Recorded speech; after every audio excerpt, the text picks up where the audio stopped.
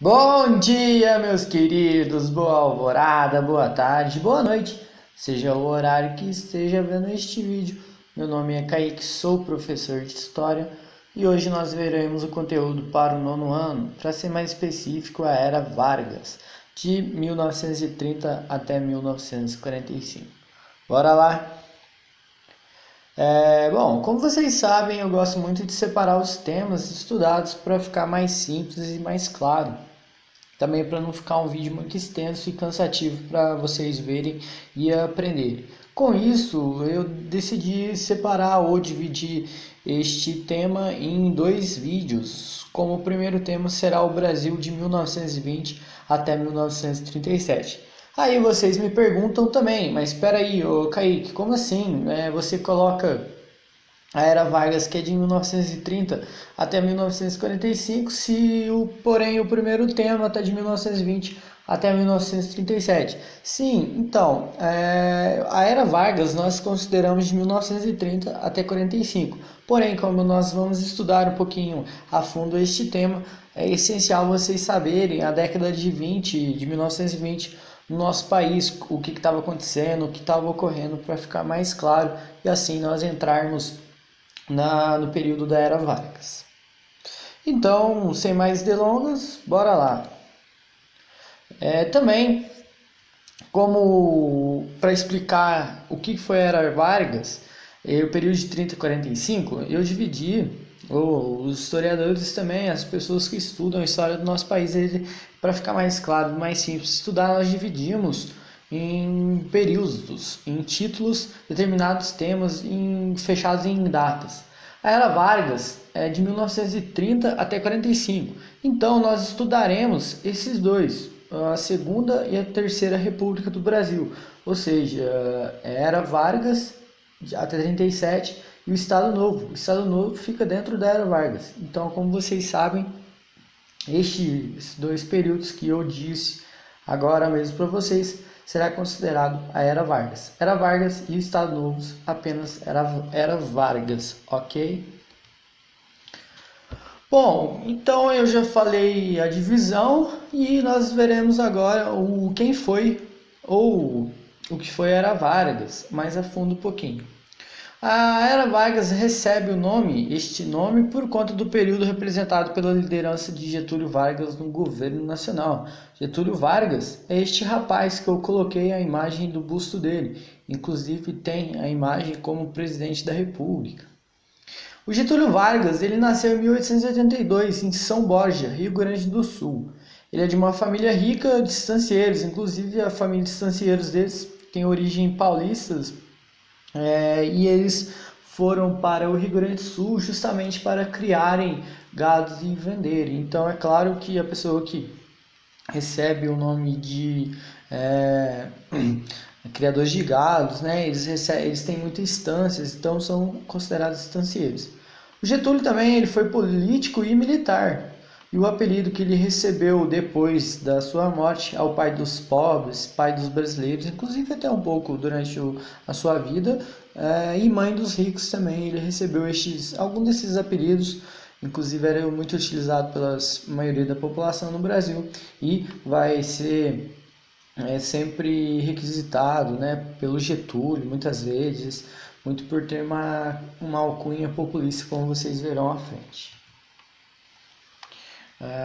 Eu decidi também fazer uma divisão dessa Era Vargas em 5 aspectos. Primeiro, a década de 1920 no Brasil. Como eu falei para vocês, tem que estudar um pouquinho sobre a década de 20 para saberem como foi o governo de Getúlio Vargas. 2. Revolução de 1930. 3. O governo provisório de 30 a 34. O governo constitucional de 34 a 37 e o Estado Novo de 1937 a 45. Mas espera aí, professor. A gente tem que ficar lembrando essas datas, esses nomes, essas divisões certinho. Não, podem ficar tranquilos. O importante é vocês saberem o contexto. Eu deixo aqui porque fica mais claro, mais simples de nós estudarmos e colocar determinado fato em seu lugar. E assim eu decidi separar em 5. É claro que outros professores, historiadores, pessoas que estudam sobre o Vargas e a história do nosso país, formulam de outra forma. Eu decidi colocar nesses aspectos, nesses 5 títulos, para ficar bem mais simples para vocês, a meu ver. Como que foi a década de 20, então, no Brasil? Bom, a economia, a burguesia industrial no nosso país, ela vai crescer muito. O governo não dava nenhum tipo de apoio às indústrias nacionais. Inclusive, o próprio governo apoiava a elite cafeeira. Inclusive, não havia as barreiras alfandegárias para a proteção da indústria nacional. A política, como vai ser na década de 20?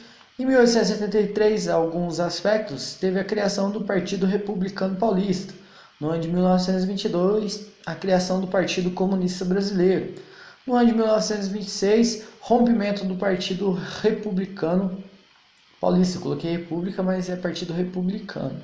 Entre anarquistas, democráticos e operários dentro deste mesmo partido. No ano de 1927, vai ter a Lei Acelerada, que ela é assinada pelo então presidente Washington Luiz e censurava a imprensa. Washington Luiz, a imagem deste rapaz no seu monitor aparecendo do lado direito, e proibia o Partido Comunista de existir, aumentando a instabilidade política dentro do nosso território.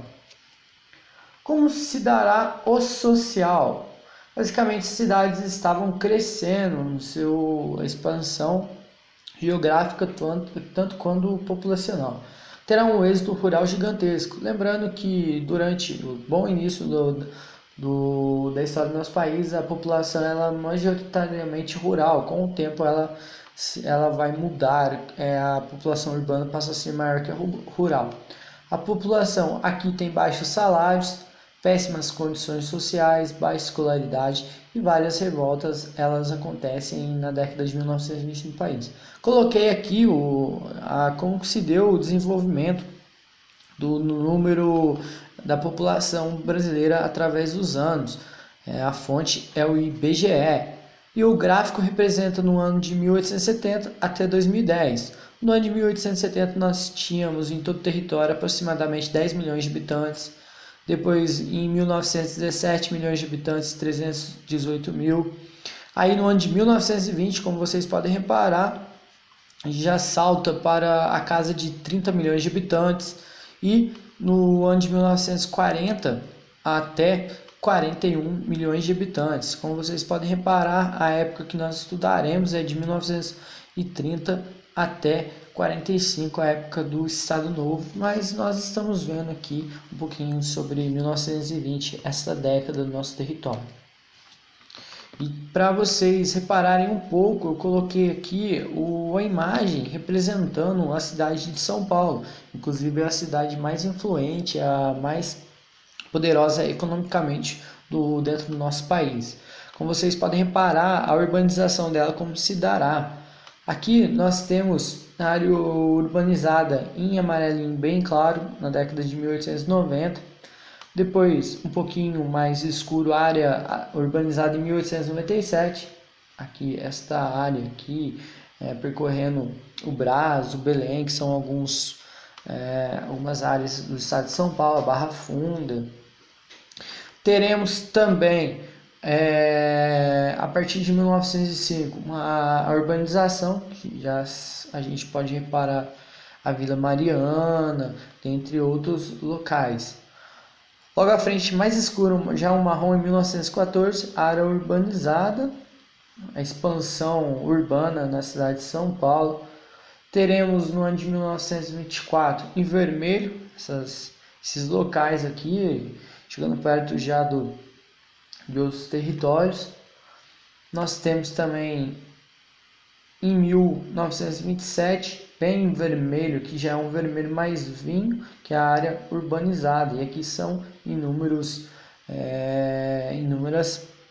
locais que já são urbanizados. Teremos a partir de 27 outros locais com urbanização, como o Morumbi, a Vila Andrade, aqui onde está passando o meu cursor do mouse. Temos a freguesia do Ó, Cachoeirinha, que são esses bairros, a Vila Mariana, e como se deu a urbanização através dos anos na cidade de São Paulo. Inclusive, ela é considerada por muitos como a cidade mais importante do nosso país. ok? Aí vocês conseguiram reparar um pouco sobre o andar da urbanização dentro do país, e em específico no mapa a cidade de São Paulo. São Paulo é, claro, uma metrópole hoje, porém ela resulta também muito do êxito rural, com inúmeras cidades aqui no nosso país. Como que vai ser a segunda característica, o segundo período será a Revolução de 30. No ano de 1906 será o Convento de Taubaté. Ele foi assinado por oligarquias, lembrando que as oligarquias são pequenos grupos no poder. Obrigava o governo federal a comprar o excedente da produção de café. O objetivo, não a desvalorização do preço da saca de café, lembrando que o principal produto para venda nesta época da economia nossa era o café. No ano de 1929 terá a quebra da Bolsa de Valores de Nova York, inclusive a maior crise econômica da história, e o preço de café entra em crise, ou seja, sem compra. No ano de 1929, Washington Luiz, que era o presidente eleito pelo estado de São Paulo, ele deveria indicar um sucessor mineiro para as eleições presidenciais, lembrando da política do café com leite.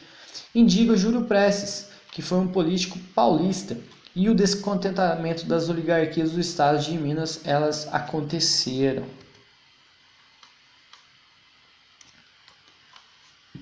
E aí no ano de 1929 será criada a Aliança Liberal. A Aliança Liberal ela tem como principal foco o descontentamento com Washington Luiz.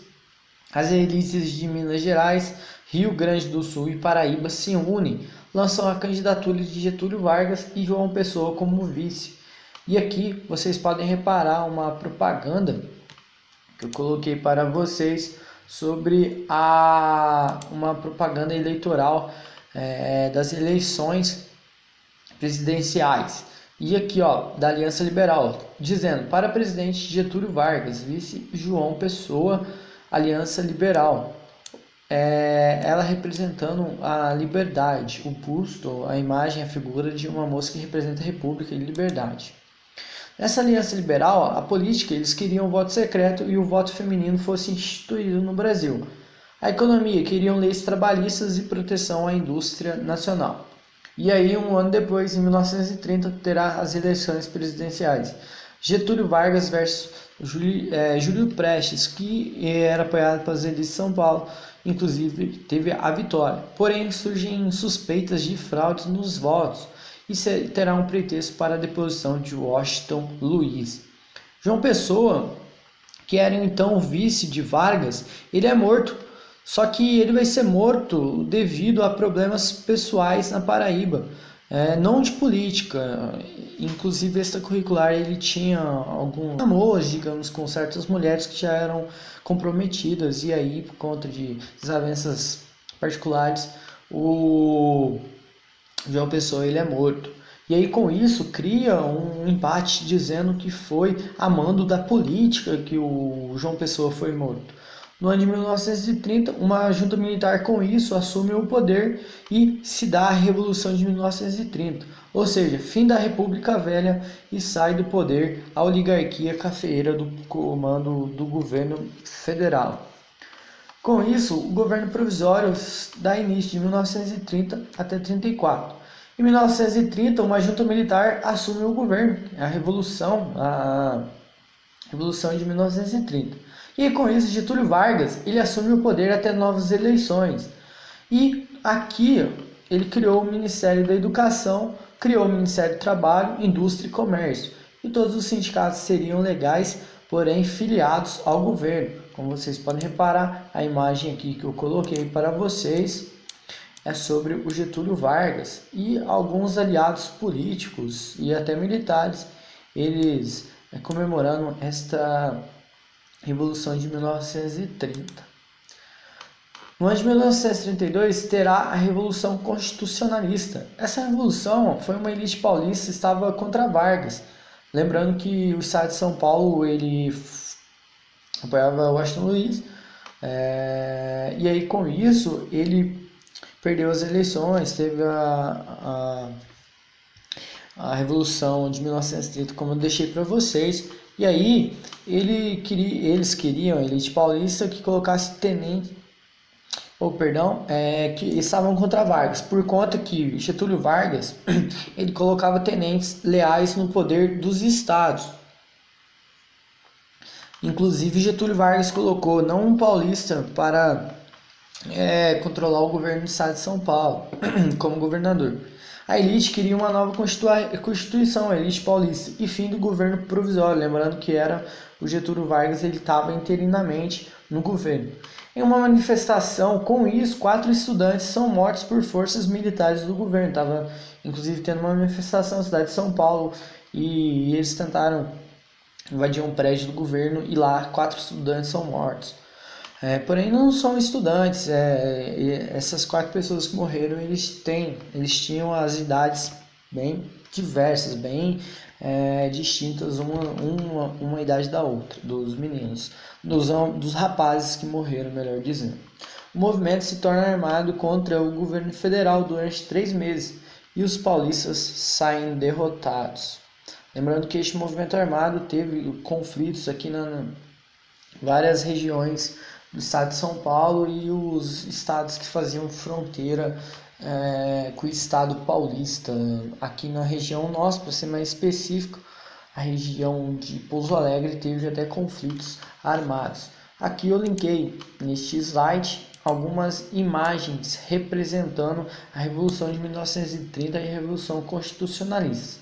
Aqui, uma imagem que ficou muito conhecida, os revolucionários gaúchos no obelisco Rio Branco, no Rio de Janeiro. Eles amarrando os seus cavalos nesse obelisco, mostrando que agora quem comandaria o país seria os gaúchos. Aqui é evidentemente uma coisa simbólica, lembrando que a cidade do Rio de Janeiro era então a capital do Brasil. Logo abaixo tem uma celebração com várias pessoas comemorando a Revolução de 1930. Aqui uma imagem que eles participaram. Temos uma manifestação para o fim do governo de Getúlio Vargas. Foi a manifestação na Praça do Patriarca em 1932. Aqui com várias pessoas participando desta mesma manifestação. E tropas paulistas durante a Revolução de 1932, como vocês podem reparar, eles são bem armados. Alguns dizem também que foi a primeira vez que teve o uso de aviões militares em conflitos na história mundial, mas outros dizem que foi a Guerra do Contestado, que inclusive aconteceu no nosso país. E um cartaz convocando as tropas paulistas a servir no exército paulista contra Getúlio Vargas. E aqui dizendo, você tem um dever a cumprir. Este soldado intimidando você, dizendo que você tem que se servir e consulte a sua consciência. O movimento que eu disse para vocês, os 4 estudantes mortos, MMDC.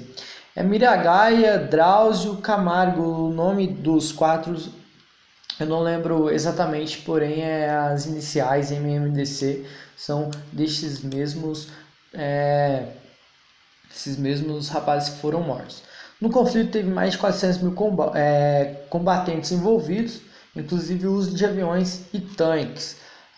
Teve um navio, um trem que foi todo protegido pelos paulistas, chamado de Trem da Morte, que foi usado no conflito.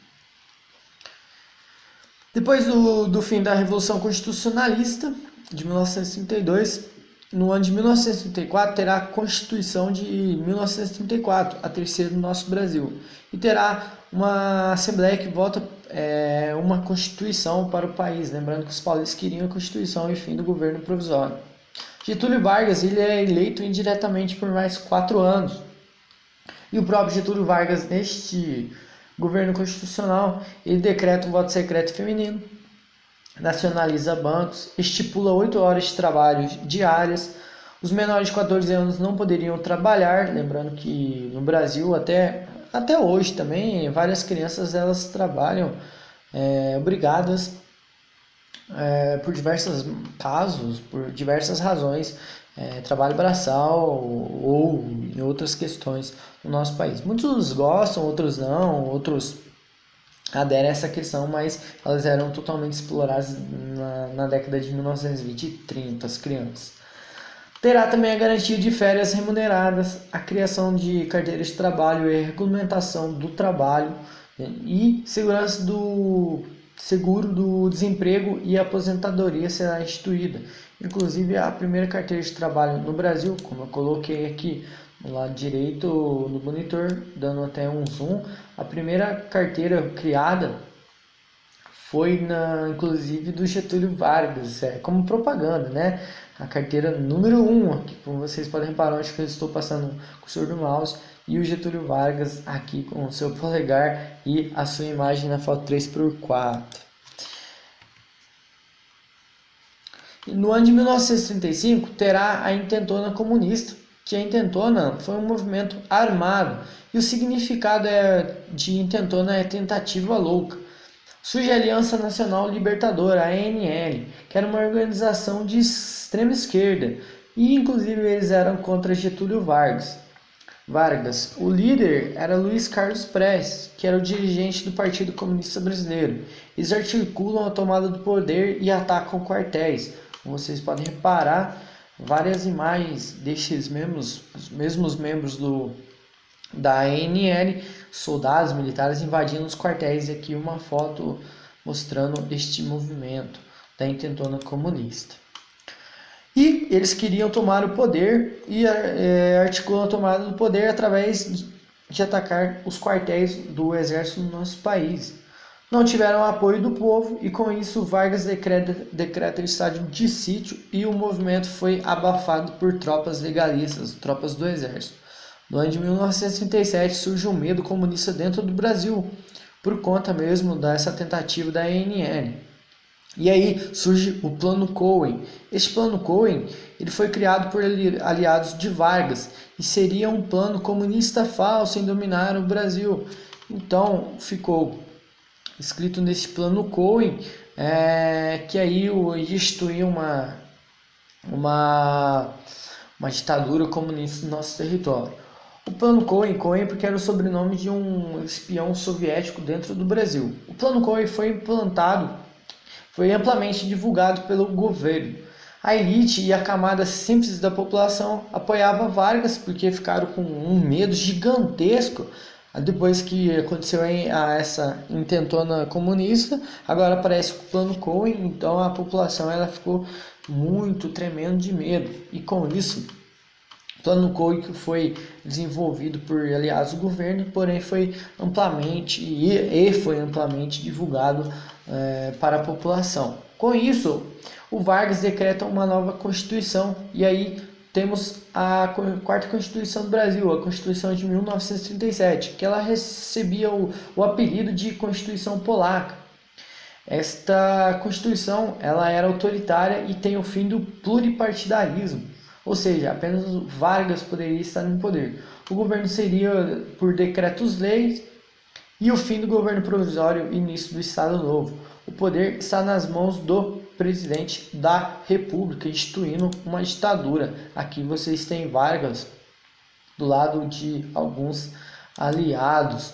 E, inclusive, ela era considerada Constituição Polaca porque ela era muito parecida, esta Constituição, com a Constituição polonesa, por conta do seu autoritarismo. Então, ela recebe o nome, o apelido de Constituição Polaca. E assim eu fecho a minha aula. Espero vocês tenham gostado deste conteúdo, da primeira aula sobre a Era Vargas.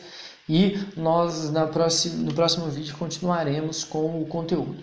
Qualquer dúvida eu estarei à disposição. Só lembrando que neste vídeo nós estudamos um pouquinho sobre a década de 1920 no país, questão sobre política, economia, um pouco sobre a sociedade, os poucos direitos que os civis e os trabalhadores tinham dentro do nosso território. Depois o fim da República Oligárquica, República dos Barões do Café, o início da do governo Vargas, ao momento que ele chega no poder, a Revolução Constitucional de 1932, um pouquinho da Revolução de 1930, que os gaúchos e os seus aliados chegam no poder, e aí um pouquinho sobre a intentona comunista, que os comunistas tentaram tomar o poder dentro do território brasileiro, e com isso nós fechamos depois com a instituição da Constituição Polacca, né, que vem resultante do Plano Cohen, no meio do comunismo no Brasil, e o Vargas ele se torna um ditador no nosso território. Qualquer pergunta eu estarei à disposição de vocês e espero vocês, os próprios alunos, até a próxima aula. Tchau!